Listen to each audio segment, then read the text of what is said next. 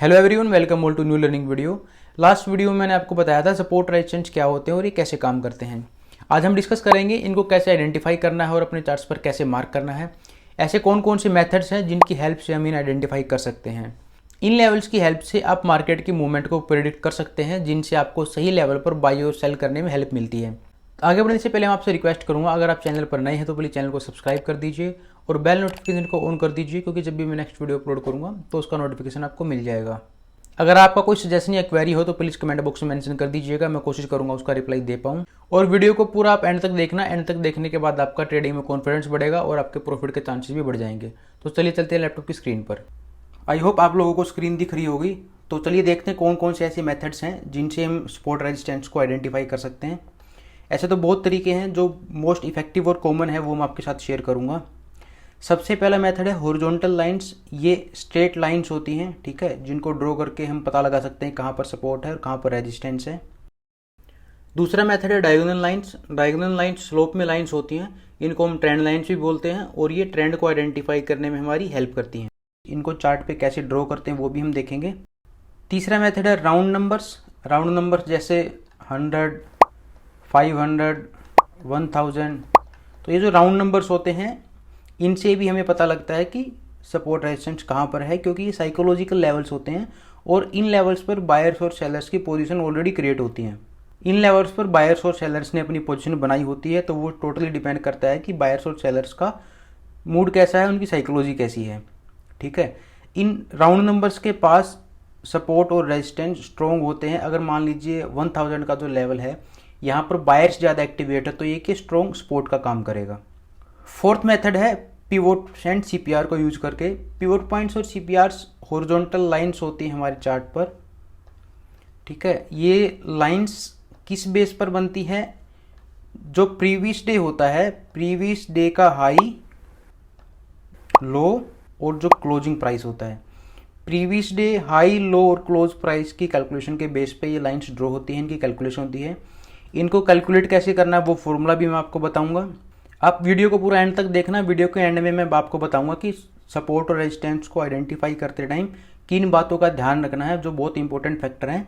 आप एक बात देखिए, हम लोग मार्केट में क्यों ट्रेड करते हैं? हम लोग पैसा कमाने के लिए ट्रेड करते हैं।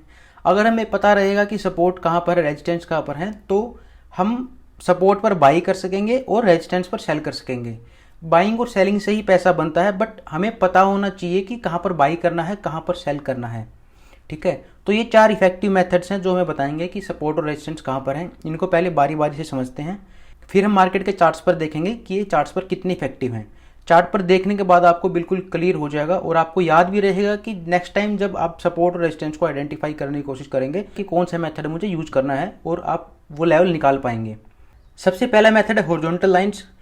जब भी मार्केट एक रेंज में चलती है और बार बार पॉइंट्स को टच करती है, यहाँ पे रेजिस्टेंस फेस कर रही है और नीचे इन लेवल्स पर सपोर्ट ले रही है, तो हम इन लेवल्स पर हॉरिजॉन्टल लाइंस ड्रॉ करते हैं, जिनसे हमें पता रहता है कि मार्केट में रेजिस्टेंस और सपोर्ट कहाँ पर है।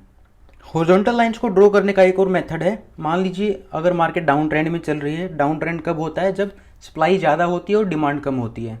जब भी मार्केट डाउन ट्रेंड में चलती है तो हमेशा लोअर लो और लोअर हाई लगाती है, ठीक है। तो जो ये लेवल्स होते हैं लोअर लो लोअर हाई, ये सपोर्ट और रेजिस्टेंस का काम करते हैं। तो इन लेवल्स पर हम लाइंस ड्रॉ करते हैं, जिनसे हमें पता रहता है कि मार्केट कहाँ पे रेजिस्टेंस फेस कर रही है, कहाँ पे सपोर्ट ले रही है।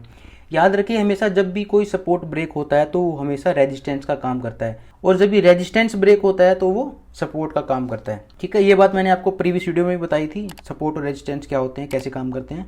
दूसरा मेथड है डायगोनल लाइंस। स्लोप में लाइंस होती हैं, ऐसे स्लोपिंग लाइंस होती हैं। फिर से आपको मैं डाउन ट्रेंड के एग्जांपल के साथ समझाऊंगा। तो जब मार्केट डाउन ट्रेंड में होती है तो हमेशा वो डायगोनली पॉइंट्स को टच करती है। डायगोनली क्या करेगी? पॉइंट्स को टच करेगी। तो हम क्या करते हैं, हम डायगोनली जो पॉइंट्स को मार्केट टच करती है, हम उनको आपस में मिला देते हैं।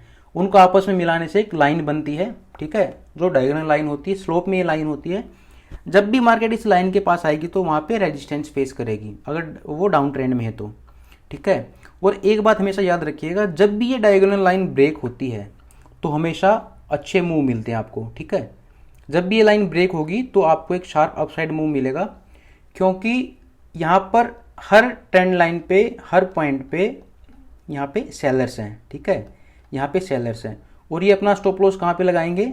यहाँ पे अगर सेल करेंगे तो इनका ऊपर स्टॉप लॉस होता है। तो जब भी मार्केट यहाँ से मूव करती है तो उनके स्टॉप लॉस हिट होते हैं और एक अच्छा मूव हमें ऊपर की तरफ मिलता है। तीसरा जो हमारा मेथड है वो है राउंड नंबर्स।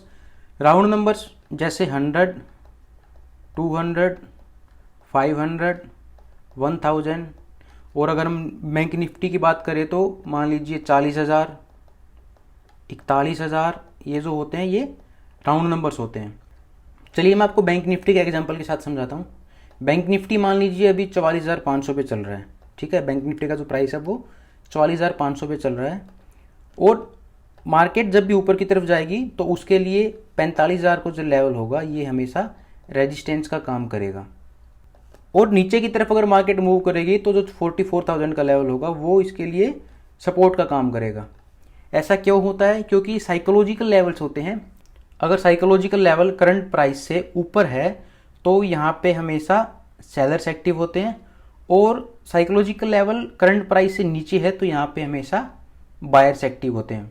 सपोर्ट कैसे बनता है? बायर्स की वजह से सपोर्ट बनता है। एक तो यहाँ पे फ्रेश बायर्स होते हैं, दूसरा जिन लोगों ने ऊपर सेल किया होता है वो यहाँ पे अपना प्रॉफिट बुक करते हैं तो वो भी बायर बन जाते हैं। इसकी वजह से मूवमेंट ऊपर की तरफ होती है। नेक्स्ट मेथड है वो है प्योर पॉइंट्स और सीपीआर। प्योर पॉइंट्स और सीपीआर दो तरीके के होते हैं, एक होते हैं स्टैंडर्ड प्योर पॉइंट्स और दूसरे होते हैं प्योर पॉइंट्स और सीपीआर, ठीक है। सबसे पहले समझते हैं स्टैंडर्ड प्योर पॉइंट्स कौन से होते हैं। स्टैंडर्ड प्योर पॉइंट्स में क्या होता है कि एक सेंट्रल पिवोट होता है, ठीक है। ऊपर की तरफ रेजिस्टेंस R1, R2 और R3 भी होता है, नीचे की तरफ सपोर्ट 1, सपोर्ट 2 और सपोर्ट 3, सपोर्ट 4 एजोन। इनकी जो कैलकुलेशन होती है वो प्रीवियस डे के बेस पर होती है। प्रीवियस डे हाई, ठीक है, प्रीवियस डे लो, और जो प्रीवियस डे का क्लोजिंग प्राइस होता है, ठीक है, इनके बेस पर इसकी कैलकुलेशन होती है। इसको कैलकुलेट कैसे करना है मैं नेक्स्ट आपको बताऊंगा। स्टैंडर्ड प्योर पॉइंट्स में और सीपीआर में क्या फ़र्क है? जो सीपीआर होता है इसका जो सेंट्रल प्योर पॉइंट है इसके ऊपर एक लाइन होती है और एक लाइन नीचे होती है। एक लाइन ये ऊपर होती है और एक लाइन पिवोट के नीचे होती है। ऊपर वाली लाइन को हम बोलते हैं टॉप सीपीआर और बॉटम वाली लाइन को हम बोलते हैं बॉटम सीपीआर, और जो इंटायर रेंज बनती है इसको हम सीपीआर बोलते हैं। प्योर पॉइंट्स और सीपीआर को कैलकुलेट करने का ये फॉर्मूला है। ये बेस रहता है प्रीवियस डे हाई, लो और क्लोज पर। ये R1 S1 का मतलब है रेजिस्टेंस 1 और सपोर्ट 1, R2 S2 का मतलब है resistance 2, support 2 and so on. अगर आपको डेली चार्ट के लिए कैलकुलेट करना है तो आपको previous day high, previous day लो और प्रीवियस डे क्लोज की वैल्यू लेनी होगी। अगर आपको वीकली चार्ट के लिए कैलकुलेट करना है तो प्रीवियस वीक का जो हाई है और जो प्रीवियस वीक का लो और प्रीवियस वीक का क्लोजिंग प्राइस है वो आपको लेना पड़ेगा, उससे फिर आप इनको कैलकुलेट कर सकते हैं। प्योर पॉइंट्स और सीपीआर के ऊपर मैंने एक पूरी डिटेल वीडियो बना रखी है, उसका लिंक डिस्क्रिप्शन में है, आप वो जाके देख लीजिएगा, आपको अच्छी समझ में आ जाएगा। चलिए अब चार्ट पर देखते हैं कैसे काम करते हैं। ये बैंक निफ्टी का चार्ट है और 20 अगस्त को मैं ये वीडियो बना रहा हूँ। ये 18 अगस्त का चार्ट है लास्ट ट्रेडिंग सेशन का, क्योंकि आज संडे है और कल सैटरडे था तो मार्केट बंद थी। अभी चार्ट पे देखिए, यहाँ पे मार्केट बार बार रेजिस्टेंस फेस कर रही है, और नीचे की तरफ देखेंगे आप तो हमेशा इस लेवल से मार्केट यहाँ पे रिवर्स हो रही है, सस्टेन नहीं कर रही है। ऐसा सिनेरियो बनता है तो हम हॉरिजॉन्टल लाइन ड्रॉ करेंगे यहाँ पे और एक हॉरिजॉन्टल लाइन हम ड्रॉ करेंगे यहाँ पर, ठीक है। तो जो नेक्स्ट ट्रेडिंग सेशन होगा उस ट्रेडिंग सेशन के लिए ये सपोर्ट और रेजिस्टेंस का काम करेंगे। याद रखिए जब भी कोई रेजिस्टेंस ब्रेक होता है, मान लीजिए रेजिस्टेंस ये ब्रेक होगा तो ऊपर की तरफ जो मूवमेंट होगी वो फास्ट होगी, और जब भी एक कंसोलिडेशन के बाद सपोर्ट ब्रेक होता है तो नीचे की तरफ हमेशा एक फास्ट मूवमेंट होती है। दूसरा हॉरिजॉन्टल लाइंस लगाने का तरीका है, मैंने आपको बताया था कि जब भी मार्केट डाउन ट्रेंड में है, अप ट्रेंड में है, तो वो हमेशा हायर हाई या लोअर लो लगाती है। तो ये हमने लगा लिए यहाँ पे लेवल लोअर हाई के, हम यहाँ पे मार्क कर लेते हैं लेवल। ये जो लोअर हाई के लेवल्स हैं ये हमेशा यहाँ पे रेजिस्टेंस का काम करेंगे। अब हम बात करते हैं डायगोनल लाइंस की। डायगोनल लाइन से हमें कैसे पता रहेगा कि कहाँ पे रेजिस्टेंस है, कहाँ पे सपोर्ट है। मैं टाइम फ्रेम को बड़ा कर लेता हूँ, 1 घंटे का टाइम फ्रेम कर लेता हूँ तो चार्ट देखने में आसानी होगी। अब ये देखिए मार्केट यहाँ पे रेजिस्टेंस फेस किया, फिर यहाँ पे रेजिस्टेंस फेस किया, यहाँ पे रेजिस्टेंस फेस किया, और एक मार्केट स्लोप में रेजिस्टेंस फेस करते हुए नीचे की तरफ आ रही है, ठीक है, कि डाउन ट्रेंड में है। हम क्या करेंगे, जो ये पॉइंट्स पे मार्केट रेजिस्टेंस फेस कर रही है हम इन पॉइंट्स को एक लाइन के थ्रू मिलाएंगे, ठीक है।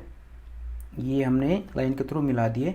तो अभी आप इसमें देखिए, आपको क्लियरली दिख रहा है कि मार्केट जब भी इस लाइन के आसपास आती है तो यहाँ पे हमेशा रेजिस्टेंस फेस करती है। जब भी मार्केट नीचे की तरफ थोड़ा मूवमेंट करेगी तो आपको पता है यहाँ पे रेजिस्टेंस है, लेकिन याद रखिएगा जब भी रेजिस्टेंस ब्रेक होता है तो ऊपर की तरफ अच्छी मूवमेंट होती है। अब अगला मेथड हम देखते हैं राउंड नंबर्स का। राउंड नंबर्स पे मार्केट कैसे बिहेव करती है, ये बैंक निफ्टी का चार्ट है, इसको हम 15 मिनट पे टाइम फ्रेम पे कर लेते हैं।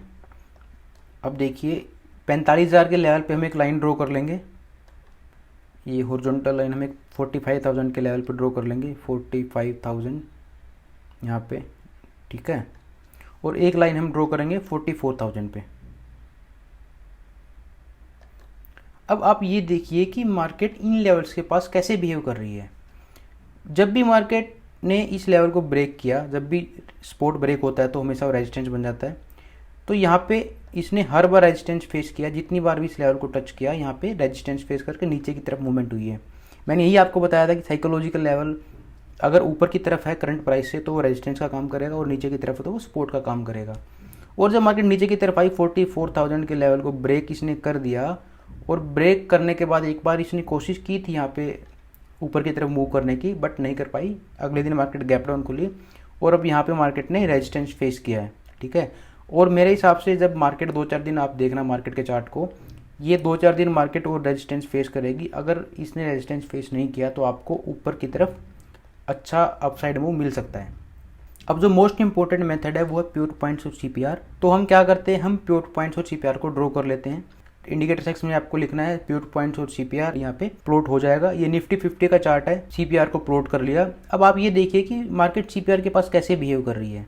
ये जो लेवल है ये प्रीवियस डे लो है, ये लेवल ब्रेक हुआ तो ये रेजिस्टेंस की तरह काम कर रहा है। और नीचे कहाँ से रिवर्स हुई है मार्केट, सपोर्ट के पास से, और यहाँ से कहाँ पे रिवर्सल लिया है, यहाँ पे प्योर पॉइंट से ऊपर की तरफ इस लेवल को ब्रेक किया है तो आपको एक अच्छा अपसाइड मूव मिला। लेकिन रिवर्स कहाँ से हुई है मार्केट एग्जैक्टली बॉटम सीपीआर से यहाँ से रिवर्सल लिया है। जो लोग स्टैंडर्ड पिवट पॉइंट्स को यूज करते हैं वो सोचेंगे कि मार्केट अभी ऊपर जाएगी या फिर यहाँ से रिवर्स होगी, और वो वेट करेंगे, उनका स्टॉप लॉस हिट हो जाएगा। सीपीआर जो होता है मोस्ट इंपॉर्टेंट रेंज होती है, मार्केट इसके पास स्ट्रांगली बिहेव करती है। प्योर पॉइंट्स और सीपीआर को यूज करके, प्राइस एक्शन को यूज करके मैं अपने वेबिनार स्टूडेंट्स को ऐसे मेरे 15 सीक्रेट पैटर्न्स है जो मैं उनको सिखाता हूँ कि कहाँ पर एंट्री करनी है, कहाँ पर स्टॉप लॉस लगाना है और टारगेट कितना रखना है। मेरे नेक्स्ट वेबिनार का लिंक डिस्क्रिप्शन में है, वहाँ पे आप जाके चेक कर सकते हैं। अब मैं आपको पॉइंट्स बताता हूँ जो सपोर्ट और रेजिस्टेंस आइडेंटिफाई करने के लिए मोस्ट इंपॉर्टेंट है। जब भी कोई लेवल नीचे की तरफ या ऊपर की तरफ बार बार टेस्ट होता है तो वो एक स्ट्रॉन्ग लेवल होता है, क्योंकि वहाँ पे पोजीशंस ऐड होती जाती हैं। अगर नीचे की तरफ बार बार लेवल टेस्ट हो रहा है तो यहाँ पे बायर्स की पोजीशन ऐड होती जाती है और ये स्ट्रॉन्ग सपोर्ट का काम करता है, और सेम ऐसा ही रेजिस्टेंस के केस में होता है। अभी चार्ट पे देखिए, यहाँ पे इसने रेजिस्टेंस फेस किया, ठीक है, यहाँ पे रेजिस्टेंस फेस किया और यहाँ पे रेजिस्टेंस फेस किया, और अगर हम इन पॉइंट्स को मिलाते हैं आपस में तो ये एक ट्रेंड लाइन बनती है। याद रहे, जब भी मल्टीपल इंडिकेटर से आपको कंफर्मेशन मिलती है वो एक स्ट्रॉन्ग कंफर्मेशन होती है। और एक मैं आपको प्रो टिप ये देना चाहता हूँ कि जब भी आप ट्रेड करें तो बिना स्टॉप लॉस के ट्रेडिंग मत करें, इससे आपका अकाउंट भी खाली हो सकता है। दूसरा, और मिनिमम रिस्क रिवार्ड जो रखे वो 1:2 का रखें। अगर आपने 50 रुपये का रिस्क लिया तो आपको 100 रुपये का प्रॉफिट भी होना चाहिए। ऐसी बहुत सारी इंफॉर्मेटिव वीडियोज़ मैं आपके लिए लाता रहूँगा। अगर आपने चैनल अभी तक सब्सक्राइब नहीं किया तो चैनल को सब्सक्राइब कर दीजिए और बेल नोटिफिकेशन को ऑन कर दीजिएगा।